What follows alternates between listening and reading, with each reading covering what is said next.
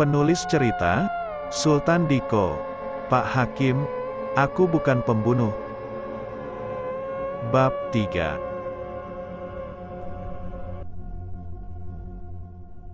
Malam ini, sesuai permintaan Arumi, tepat pada malam Jumat Kliwon ia akan dieksekusi mati. Lantunan ayat suci Al-Quran terdengar di setiap pengeras suara di berbagai rumah ibadah. Suasana yang semulanya damai dan tenang, tiba-tiba terdengar gemuruh halilintar menggelegar di atas langit. Riuh ombak menghempas terumbu karang seolah menjadi pertanda bahwasanya Sang Pencipta alam semesta murka melihat umat yang terzolimi. Pada malam ini juga, umat Muslim membacakan surat Yasin, lantunannya menggema di seluruh penjuru belahan dunia. Sengatan listrik berskala besar telah terlebih dahulu mengalir dalam tubuh Arumi.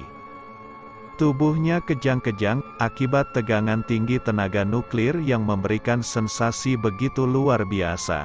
Sulit dibayangkan bagaimana tersiksanya wanita tidak berdosa ini, tatkala malaikat pencabut nyawa mengambil roh di dalam raga. Malam yang penuh sejarah seolah membuat keadilan menutup mata dan telinga, di mana Sang Jawara penegak kebenaran, benarkah harta dan tahta telah merajai umat manusia? Angkara murka Sang Pengagum Kebatilan, bertindak semena-mena terhadap kaum yang lemah. Keesokan harinya, jasad Arumi dipulangkan ke rumah dan segera dikebumikan. Tangisan pilu Raisya menjadi pengantar sepanjang perjalanan menuju tempat pemakaman. Gadis kecil itu bahkan beberapa kali tidak sadarkan diri. Sebagian warga merasa iba melihat nasib malang yang tengah ia hadapi. Namun sebagian besar keluarga dari ayah sambungnya merasa sangat bersyukur atas kepergian Arumi. "Kamu yang sabar, ya, ikhlaskan kepergian ibumu. Semoga beliau tenang di alam sana," ujar Luna, sembari memeluk putri sahabatnya itu. Raisya tidak menjawab, ia terus saja terisak pilu meratapi kepergian Arumi. Tangisannya kian pecah tatkala petugas penggali kubur perlahan mulai menimbun tanah ke dalam liang kubur ibunya. "Ibu, jangan tinggalkan Raisya, Bu." Tangisan gadis kecil itu terdengar sangat menyayat hati. Pihak kepolisian yang bertugas, bahkan warga yang ikut melayat, turut menitikkan air mata. Mereka kasihan, merasa iba terhadap Raisya. Kini gadis kecil itu harus menjalani hari-harinya seorang diri, tanpa saudara dan sanak famili. Setelah Ustadz membacakan talqin, satu persatu warga mulai meninggalkan pemakaman. Kini yang tersisa hanyalah Luna dan suaminya saja. "Raisya, sebaiknya kita pulang, hari sudah sore dan mulai gelap," ujar Luna. "Tidak tante, aku masih mau bersama ibu." "Kalau om dan tante mau pulang duluan silahkan, biar aku di sini dulu," jawab Raisya. Luna dan Indra suaminya sangat memahami keadaan Raisya saat ini, betapa tergoncangnya jiwa gadis malang itu atas kepergian sang ibu. Setelah berpesan pada Marzan dan Kosim si penjaga makam, agar menghubunginya bila mana terjadi sesuatu pada Raisya, kedua suami istri itu berpamitan pulang. Kasihan Raisya, jiwanya sangat terguncang. Sulit baginya mengikhlaskan kepergian ibu Arumi, ujar Kosim pada Marzan. Marzan menghela napas panjang, kemudian berkata, "Itulah kehidupan. Terkadang kita harus menerima kenyataan pahit atas kepergian orang-orang yang disayangi. Kita berdoa saja semoga anak itu diberikan kekuatan lebih dari Yang Maha Kuasa." Kosim mengaminkan panjang doa temannya itu. Sambil menatap Raisya dari kejauhan, keduanya kembali melanjutkan aktivitas membersihkan pekarangan makam. Di setiap hari pula, mereka selalu melihat Raisya yang berziarah ke makam Arumi. Bahkan tidak jarang gadis kecil itu melewati hari-harinya hanya bersama kuburan sang ibu. Waktu berlalu begitu cepat, hingga pada suatu hari. Sekarang sudah saatnya kamu pergi dari rumah ini. Hardik seorang perempuan setengah baya pada Raisya. Tapi, kemana Raisya harus pergi? Nek, Raisya tidak punya siapa-siapa lagi di dunia ini. Izinkan Raisya tinggal di sini, jawab Raisya memelas, itu urusanmu. Bukan urusanku. Kamu tidak punya hak lagi untuk tetap tinggal di rumah ini. Cerca perempuan setengah baya itu lagi. Sudahlah, Ma. Biarkan saja ia tinggal di sini. Hitung-hitung buat bantu Iem beres rumah, ujar wanita muda berambut pirang pada perempuan setengah baya itu. Perempuan setengah baya itu mengangguk-anggukan kepalanya, kemudian berkata, "Baiklah, kamu boleh tinggal di sini. Tempatmu di loteng atas." Raisya menurut saja. Ia kemudian menghampiri Iem yang sedang beres-beres di belakang. Ibu Lami dan Non Rizka, orangnya memang begitu. "Neng Raisya harus kuat mental," ujar Iem pada Raisya. "Iya, Bi," jawab Raisya.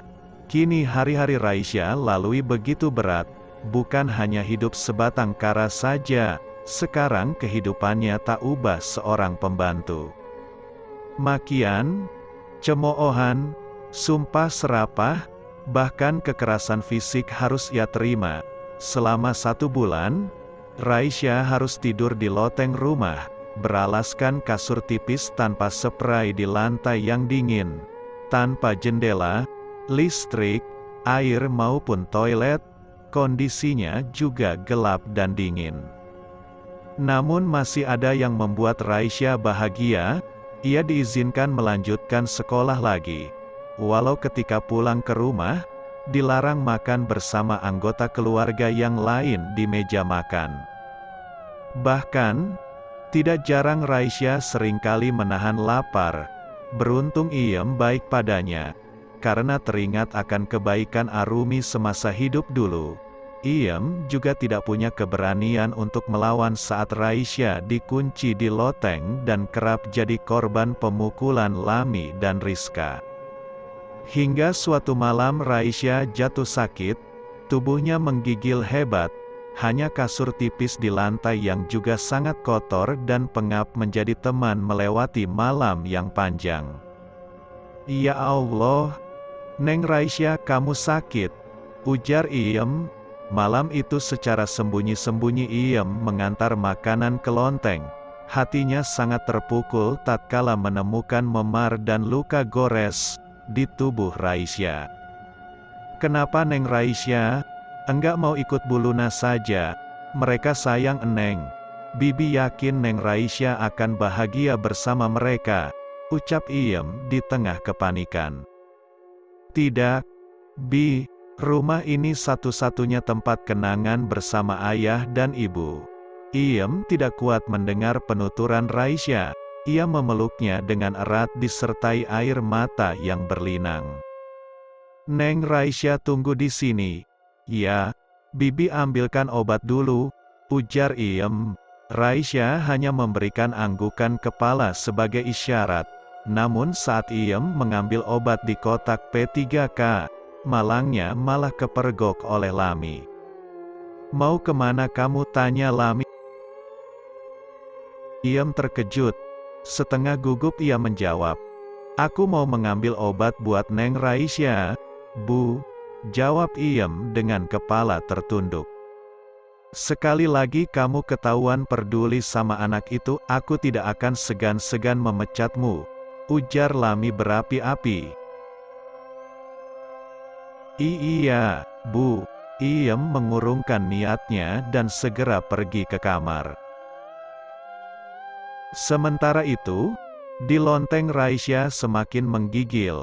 Seluruh tubuhnya terasa lemah, sepertinya gadis malang itu sudah tidak kuat lagi menahan sakit yang ia derita. "Ibu, Raisya kangen, Ayah, Raisya kangen." Hanya kalimat itu saja yang keluar dari mulutnya. Cipto Mangunkusumo memang adalah seorang ayah sambung. Namun ketulusan hatinya membuat kasih sayang antara Raisya dan dirinya seolah tak berjarak. Tiba-tiba, langit yang tadinya sedang bersahaja, seketika terdengar suara petir menggelegar di atap langit. Hujan deras disertai angin kencang, seolah menangis pilu menyaksikan anak manusia yang tengah dirundung kemalangan. Sebuah gundukan tanah merah tiba-tiba mengeluarkan cahaya terang menembus kegelapan malam. Sejurus kemudian 2 ekor burung gagak hitam bertengger di atas batu nisan. Sebuah tangan keluar dari dalam kubur, membuat gundukan tanah terbelah menjadi 2. Gumpalan asap diiringi pucuk kain kafan berwarna putih menyembul ke permukaan bumi. Lingkaran hitam mengelilingi bola mata merah yang menyala. Atas kuasa Tuhan, Arumi dibangkitkan kembali dari dalam kubur untuk menyelesaikan tugasnya yang sempat tertunda semasa hidup dulu.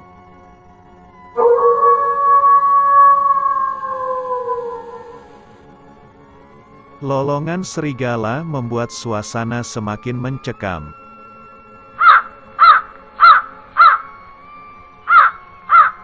Suara burung gagak hitam memberi sensasi mistis kian terasa pekat. Kini tubuh berbalut kain kafan telah seutuhnya berada di atas permukaan tanah. Burung gagak yang tadinya hanya seekor, tiba-tiba menjadi banyak.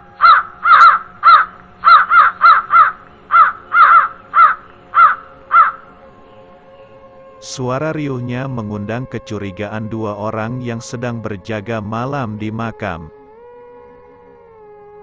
"Sim, lu ngerasa kagak? Perasaan nih malam rada serem deh," tanya Marzan pada Qasim temannya. "Alah, dasar elunya aja yang penakut, ini kan malam Jumat Kliwon, wajar saja kalau rada serem," ujar Qasim. Sejurus kemudian Qasim terkesiap. Ia baru menyadari bahwa malam ini adalah malam Jumat Kliwon. Tiba-tiba terdengar suara burung gagak hitam, terasa dekat. Sepertinya berada tidak jauh dari mereka. "Tuh, kan, ini malam Jumat Kliwon," ujar Marzan yang mulai merasakan merinding di bagian tengkuknya. "Iya, Zan, gue kagak sadar, ternyata ini malam Jumat Kliwon." "Mana bulu kuduk?" tiba-tiba merinding lagi, ucap Qasim. Marzan yang dari awal sudah merasa pori-pori di sekujur tubuhnya meremang, semakin bergidik. Ditambah lagi semilir angin yang berhembus membuat hawa dingin mulai menyergap. Suasana yang tadinya biasa-biasa saja kini terasa sangat mencekam. Suara riuh burung gagak bertalu-talu, seolah mengisyaratkan bahwa ada sosok tak kasat mata di antara mereka.